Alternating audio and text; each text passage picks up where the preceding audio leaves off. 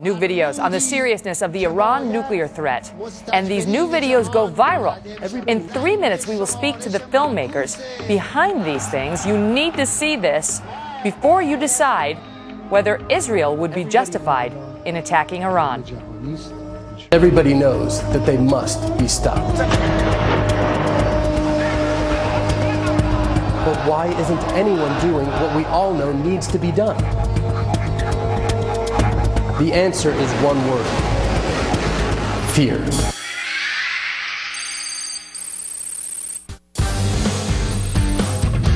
And now to a story grabbing worldwide attention.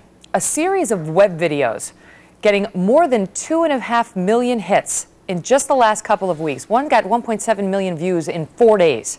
Explaining, these videos do, why Israel would be justified in taking out Iran's nuclear program with military action, whether the United States likes it or not. The bold messages put together by a group of Israeli filmmakers. Here's just a brief clip. The Iranians carried out a test to launch a Scud missile from a barge in the Caspian Sea. Many people believe that this is what the Iranians would like to do with the United States: put a missile in a cargo ship going off of our coast. From 100 miles off our coast, we've never seen it. When Mahmoud Ahmadinejad talks about a world without America not only being desirable but achievable, he could mean strategic electromagnetic pulse attack. An EMP weapon, meaning a small nuclear bomb, detonated above the center of the United States would literally take down the entire power grid of this country. Those filmmakers join me now. Ari Abramowitz and Jeremy Gimpel both represent thelandofisrael.com. Gentlemen, thank you very much for being here. So you actually work on this TV show in Israel. It's the largest English-speaking TV show broadcast from Israel internationally, but you put together these videos that are all about how Israel would be justified in preemptively bombing Iran's nuclear facilities. Why? You tell me why. Let me start with you, Ari, on this. Well, you know, this video is really a protest against fear.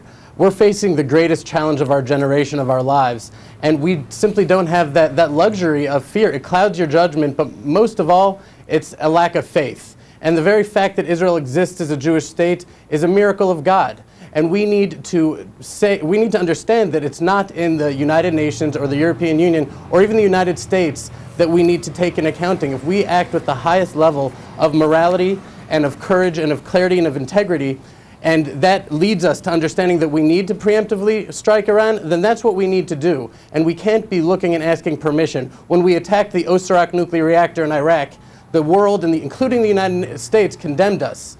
And 20 years later, they're thanking us. When we saved the hostages in Entebbe, nobody liked seeing that, but it was a miracle, and we were able to do it. So if we act with the courage and integrity that we need to act with, let the cards fall where they may. Jeremy, to what extent is this aimed at the United States, our leaders, our citizens? Because you do spend a fair portion of your second video, which has gone super viral. That's the one that got 1.7 million hits in 4 days, talking about the consequences to America if Iran is left unhinged. Well, I think that Israel and America have been a strategic partnership since Israel's founding. But I want to make it very clear, we're not advocating war. On the contrary, we're advocating peace. We're saying that if Iran has a nuclear bomb, there will never be peace in the Middle East. It's a game changer, not only for Israel, but for America as well. The whole world, all of the dynamics will shift. The bad guys will have the guns. And we need to realize that when evil arises in the world, it attacks the Jew first. The Nazis, then came Pearl Harbor. In the 1990s, buses were blowing up in Jerusalem. It got to 9/11 in America, but it started in Jerusalem. And right now, Iran's rhetoric is focused on Israel. But don't kid yourself, Israel is the little Satan. America is the big Satan. This isn't just Israel's issue. This is an issue for all those that believe in freedom, that believe in biblical values, that live by those values. It's a war against good and evil. And now it's time for the forces of good to unite and to take care of business. Ari, you make that point in your videos, and you talk about how, in your view, Americans realize that is true, what Jeremy just said, and yet we rely on, as you pointed out in your first answer, fear And more than that, a cognitive dissonance, you posit, to allow us to say, we don't have to worry about Iran. That's somebody else's problem. We can kick that can down the road. I just want to show the viewers a clip of you talking about that psychological dynamic. It's a subconscious denial of something so terrifying that the gravity of the threat is totally denied, despite the catastrophic consequences of inaction. In Israel, we don't have the luxury of deluding ourselves with rose-colored glasses. For us, allowing ourselves the indulgence of cognitive dissonance would cost us our lives. Ari, do you feel like most Israelis feel the way you do on that score?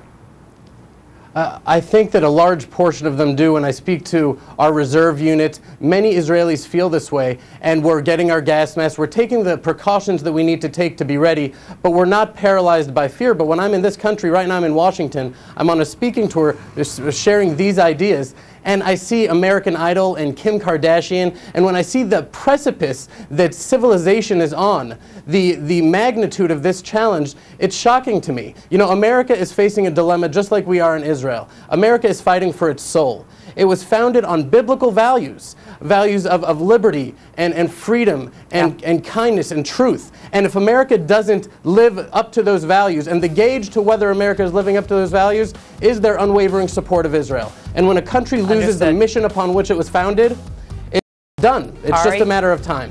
Jeremy, thank you both so much for being here. We appreciate it. We'll be right back.